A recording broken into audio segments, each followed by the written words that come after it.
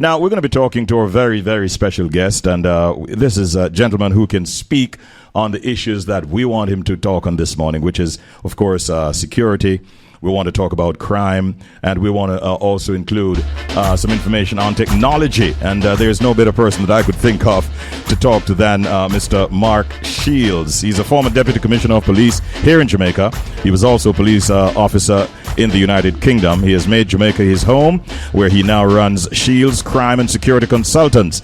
And we understand that there's a big seminar that he'll be hosting in Kingston coming up very soon, looking at security technologies from global providers. And he has always been emphasizing the importance of leveraging technology in combating crime. And that will definitely be a part of the discussion that they'll be having at this upcoming seminar, which brings together key decision makers to explore the latest trends in security tech and also foster collaboration in crime reduction. On that note, that is where we want to start by saying good morning, Mr. Mark Shields. Welcome. How are you today? Good morning, Richie. I'm very well, thank you. Thank you. And hello to all your listeners across the world. God, it's frightening. Isn't it? I feel just like that, but I'm happy and embracing this moment, and we thank them for listening as well. Indeed. Yeah, man. Now, Mark, we said that I could think of no better person to speak to this morning on the matter of crime and security and technology. You're putting on a seminar very, very soon. But let me ask you first off, how do you see advanced technology impacting crime reduction efforts in Jamaica in particular? Well, it really is. It's a universal aid, really. The reality is that technology in terms of supporting both crime prevention and crime detection has moved on significantly in the last 15 to 20 years.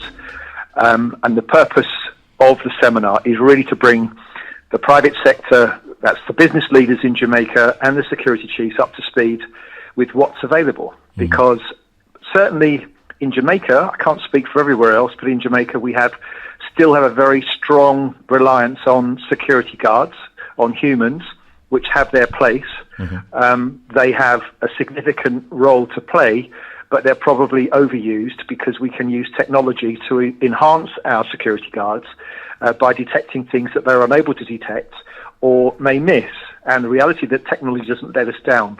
What I've found is in my last, say, 15 years in the security business is that many companies, not all, but many companies, they may have a first world approach to their business, but when it comes to security, they're lagging behind. They don't realize some of the benefits that are out there. And I'll give you one example. Yes. We have a company called Verkada from the United States who are coming to Jamaica on Wednesday for the seminar at the Pegasus Hotel, where we'll be really showcasing their CCTV systems, which are no longer just like conventional cameras, where if you think about just watch a movie, and when something happens, you'll see people sitting around a DVR, that's the recording device for the cameras, and going through hours and hours and hours of footage to try to find that particular moment or that particular incident.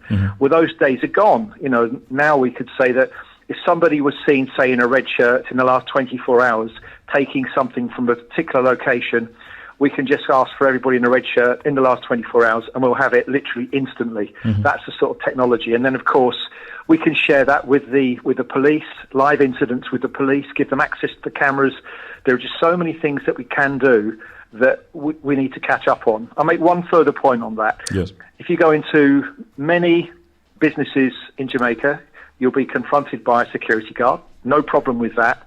And then you'll see this great big book where you write your name in. They don't even always ask for an ID, and they write in the time that you went in, the time went out. What's the point of that? There's technology around that to complement and work with cameras and with access control systems that will minimize that. So that's where security is going, and that will deter criminals because they hate cameras anyway. But when you've got all this data in terms of providing, for example, facial recognition, if you have somebody that has been into a building as a criminal, as, say, a walk-in thief or a robber, if that person comes back or is seen somewhere else, they can be identified immediately. No need to put mugshots out for the police and security to look out for that particular person. They will be alerted if that person shows their face again. That's the sort of technology that throughout the world is actually assisting us in reducing crime and also detecting it. Now, as far as these increasing and advancing technologies are concerned, are they coming in at reasonable prices so that the average small business or medium-sized enterprise can in fact afford them, you think? Absolutely, and I'll give you an example of that. The second company that we have showcasing their technology at the seminar is called Cawamo, which is an Israeli company. And what they're able to do is to turn an existing CCTV conventional system with a DVR and to put their equipment in the middle of that, and they create the AI facilities that are on other systems, more up-to-date systems. So for not that much money, people can improve their security technology quite significantly. Yes, some of the technology is more expensive, but on the other hand, for example, with Verkada, the cameras, they've got a warranty for 10 years. I've never heard of a warranty for 10 years for a camera, but if anything goes wrong with it, they'll replace it. And all of the firmware updates and the new bells and whistles that appear on those cameras are given, with that camera. One doesn't have to update the cameras or buy new cameras. So, there are savings. And then on top of that, on money, I think it's very important to say this as well. An armed security guard in Jamaica costs about $21,900 US per year. That's 3.3 million Jamaican. Yeah. And an unarmed guard is $17,500 US dollars. That's 2.7 million per guard for a 24-hour shift, 365 days a year. Now, my point is this, that if we invest in technology, we probably need less guards. We can train some of those guards to monitor and to play that sort of role, and then use the guards that are left far more effectively and efficiently. Every morning I pass, after I go to the gym, early in the morning, just off Constant Spring Road, I see a security guard sitting in a hut, pressing a button to raise a barrier up and down at 6:30, 7 o'clock in the morning. And he or she will be doing that all day. And I have to ask myself, what is the point of that? What does it prove? What does it do? And in fact, many landlords have realised it's a complete waste of money. Invest in technology and then use your security guards in a far more smarter, proactive fashion. Do you see problems, though, with cybersecurity as we embrace these advancing technologies? And if so, what are some of the measures in place to address that potential risk? That's a very good question, Richie. That's a completely different area that we won't be tackling on this particular seminar, but it's a very good question. One of the fastest growing crimes across the world is cybercrime, where people are attacking our data, our software, ransomware, etc. There are many companies, certainly in Jamaica and around the world, who are held to ransom by the unscrupulous who gain access to their computer systems. And so it's just as important that in the same way that physically you're protecting your assets, your physical assets, you have to protect as well your data and ensure that you employ a firm or a consultancy in order that they can ensure that the back door to your system is not left open for people to go and do that. There are many companies, and I'm talking multi-billion-dollar companies, who pay ransoms. They pay because of the embarrassment of what's happened and because they need to continue with their business. Some report it to police, others don't. But I can assure you it is a massive problem, and the only way it can be stopped, as with physical security, is to literally close the thing down and protect yourself.